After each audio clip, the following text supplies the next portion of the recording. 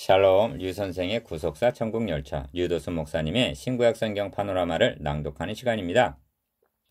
지금은 요한복음 파노라마 마지막 장의 마지막 부분입니다. 21장 15절에서 25절. 내 양을 먹이라 나를 따르라. 첫째 단원 15절에서 17절 내 어린 양을 먹이라. 둘째 단원 18절에서 23절 너는 나를 따르라. 셋째 단원 24절에서 25절 그의 증거가 참인 줄 아노라. 부활하신 주님께서 볼자다 내가 세상 끝날까지 너희와 항상 함께 있으리라 하심은 함께만 있겠다는 뜻이 아니라 함께 일하신다, 싸워주신다는 뜻입니다. 함께 하심이 앞에 문단의 1절에서 14절 중심 주제라면 본 문단의 중심점은 내 어린 양을 먹이라 나를 따르라 하신 주님과의 동역에 있습니다. 도표를 보시면 이를 중심으로 내 어린 양을 먹이라 하고 첫째 단원 3번이나 말씀하시고 나를 따르라 하고 둘째 단원 2번이나 말씀하십니다. 첫째 단원 15절에서 17절 내 어린 양을 먹이라. 1. 저희가 조반 먹은 후에 예수께서 시몬 베드로에게 이르시되 요한의 아들 시몬아 너가 이 사람들보다 나를 더 사랑하느냐 하시니 기억 가로되 주여 그러하외다. 내가 주를 사랑하는 줄 주께서 아시나이다. 니은 가라사대 내 어린 양을 먹이라 하시고 15절 2. 또 두 번째 가라사대 요한의 아들 시몬아 너가 나를 사랑하느냐 하시니 기억 가로되 주여 그러하외다. 내가 주를 사랑하는 줄 주께서 아시나이다. 니은 가라사대 내 양을 치라 하시고 16절 3. 세 번째 가라사대 요한의 아들 시몬아 너가 나를 사랑하느냐 하시니 주께서 세 번째 너가 나를 사랑하느냐 하심으로 베드로가 근심하여 기어 가로되 주여 모든 것을 아시오매 내가 주를 사랑하는 줄을 주께서 아시나이다. 니은 예수께서 가라사대 내 양을 먹이라 하십니다. 17절 주님께서 이처럼 베드로에게 너가 나를 사랑하느냐 하고 3번 물으신 것은 베드로가 주를 3번 아니라 하고 부인한 3번씩이나 아니라 하고 부인한 것과 대칭을 이루고 피어놓은 숯불은 베드로가 불을 쬐다가 주를 부인한 상황과 절묘한 조화를 이루고 있습니다. 그렇다 해도 부활하신 주님께서 나타내신 의도를 베드로 한 사람을 위한 것인 양 한정을 해서는 아니 됩니다.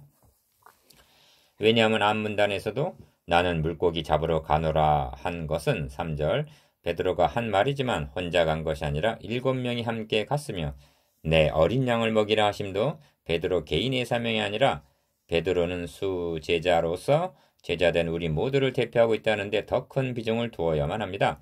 동일한 원리를 마태복음 16장에 등장하는 베드로의 신앙 고백에서도 볼 수가 있습니다. 베드로의 고백을 들으신 주님은 너는 베드로라 내가 이 반석 위에 내 교회를 세우리니 하시면서 내가 천국 열쇠를 너에게 주리니 하고 말씀하셨습니다. 마태복음 16장 15절에서 19절 이는 베드로 개인의 신앙 고백도 아니요 베드로 개인에게 주신 천국 열쇠도 아닌 것입니다. 이를 베드로 개인으로 하신 것으로 여기는 데서 이렇게 여기는 데서 교황 제도의 오류가 발생한 것입니다. 그러므로 중심점은 베드로의 치유에 있는 것이 아니라 3번 강조하신 내 양을 먹이라는 지상명령에 있는 것입니다. 우리가 주님을 사랑하는 사랑을 어떻게 나타내기를 원하고 계시는가? 내 어린 양을 먹이라, 내 양을 치라, 내 양을 먹이라 하고 말씀하십니다. 승천을 앞둔 주님의 관심은 온통 두고 가시는 주님의 어린 양에게 있었습니다. 어느 정도인가 하면 나를 사랑한다면 내 어린 양을 먹이라 하고 자신과 어린 양을 동일시하십니다. 다른 곳에서 주님은 지극히 작은 자에게 한 것이 바로 나에게 한 것이니라 하고 말씀하십니다. 내 어린 양을 먹이라는 명령은 조반을 먹여주신 후에 주어졌습니다. 주님은 먼저 제자들의 발을 씻어주신 후에 너희도 서로 발을 씻기는 것이 옳으니라 하고 13장 14절 교훈을 하셨습니다. 씻음 받은 자는 씻어 주어야 하고 사랑받은 자는 사랑해야 하며 받아먹은 자는 먹여 주어야 하는 것이 실천윤리의 원리입니다. 주님께서는 내 어린 양이라고 말씀하십니다. 어린 양이라 하심은 개개인의 어린 상태를 의미할 수도 있고 갓 태어나게 될 신학교회를 가리킬 수도 있습니다. 주님께서는 너가 나를 믿느냐 하시지 않고 어찌하여 너가 나를 사랑하느냐 하고 물으셨을까요? 이제까지는 믿음이 강조되어 왔습니다. 영접하는 자 곧 그 이름을 믿는 자들에게는 하나님의 자녀가 되는 권세를 주셨으니 1장 12절 이는 저를 믿는 자마다 멸망치 않고 영생을 얻게 하려 하심이니라 3장 16절 믿는 자는 영생이 있고 3장 36절 믿는 자는 영생을 얻었고 5장 24절 믿는 자는 영생을 가졌나니 6장 47절 너가 믿으면 하나님의 영광을 보리라 하지 아니하였느냐 11장 40절 등 믿음을 요구하셨습니다. 그런데 주님께서는 지금 제자들의 사랑을 확인하고 계시는 것입니다. 주님께서는 세상에 있는 자기 사람들을 끝까지 사랑하셨습니다. 13장 1절 사랑하시고 위하여 자신을 주시기까지 사랑하여 주셨습니다. 에베소서 5장 25절 주님께서는 그 사랑이 어떻게 전달되었는가를 확인하고 계시는 셈입니다. 왜냐하면 섬김, 봉사, 목회란 그리스도의 사랑이 우리를 강권하시는 도다한 고린도후서 5장 14절 사랑의 헌신이기 때문입니다. 주님께서는 새 계명을 너에게 주노니 서로 사랑하라 내가 너희를 사랑한 것 같이 너희도 서로 사랑하라 하셨습니다. 13장 34절 기억, 새 계명은 서로 사랑하라는 말씀입니다. 니은 본문에서도 나를 사랑하거든 나를 사랑할 것이 아니라 내 어린 양을 먹이라 하고 형제를 사랑하라고 말씀하십니다. 왜냐하면 교회는 주님의 몸이요 몸을 사랑하는 것이 곧 주님을 사랑하는 것이기 때문입니다. 에베소서 5장 28절에서 29절 진실로 예수가 하나님의 아들 그리스도이심을 믿는다면 그리고 그분께서 십자가상에서 다 이루었다 선언하심으로 나의 죄가 다 속량되었다는 구속의 은총을 확신한다면 필연적으로 그분을 사랑하지 않을 수 없는 것입니다. 너가 이 사람들보다 또는 이것들 배, 그물, 고기 등 이것들보다 나를 더 사랑하느냐? 이 물으심에 대한 여러분의 답변은 무엇입니까? 주님께서는 3번이나 반복해서 물으셨습니다. 유대인에게 셋이라는 숫자는 절대적인 의미가 있습니다. 베드로는 주께서 3번째 너가 나를 사랑하느냐 하심으로 근심하였다고 말씀합니다. 1번, 2번 아닌 3번이나 물으셨을 때 근심하지 않을 자가 누구이겠습니까? 왜냐하면 자신의 대답이 얼마나 변하기 잘하고 성실하지 못하다는 점을 우리는 알기 때문입니다. 사랑은 이론이 아닙니다. 사랑은 실제적입니다. 사랑은 어떤 모양이라도 표현되어야만 하는 것입니다. 그때 우리의 답변이 진실하지 못했음이 나타나기 마련입니다. 빚진 자가 둘이 있어 하나는 500데나리온을 졌고 하나는 50데나리온을 졌는데 갚을 것이 없으므로 둘 다 탕감하여 주었으니 둘 중에 누가 저를 더 사랑하겠느냐 물으십니다. 누가복음 7장 41절에서 42절 사함 받은 일이 적은 자는 적게 많은 자는 많이 사랑하게 마련입니다. 둘째 단원 18절에서 23절 너는 나를 따르라. 4. 내가 진실로 진실로 너에게 이르노니 젊어서는 너가 스스로 띠띠고 원하는 곳으로 다녀왔거니와 늙어서는 너의 발을 벌리리니 남이 너에게 띠띠우고 원치 아니하는 곳으로 데려가리라. 18절 이는 주님께서 하신 25번째이자 마지막 진실로 진실로 라는 말씀과 함께 주어졌습니다. 기억, 이 말씀을 하시면 베드로가 어떠한 죽음으로 하나님께 영광을 돌릴 것을 가리키심이로라. 19절 상반절 어린 양을 먹이고 돌본다는 것은 푸른 초장 쉴만한 물가만 있는 곳은 아닙니다.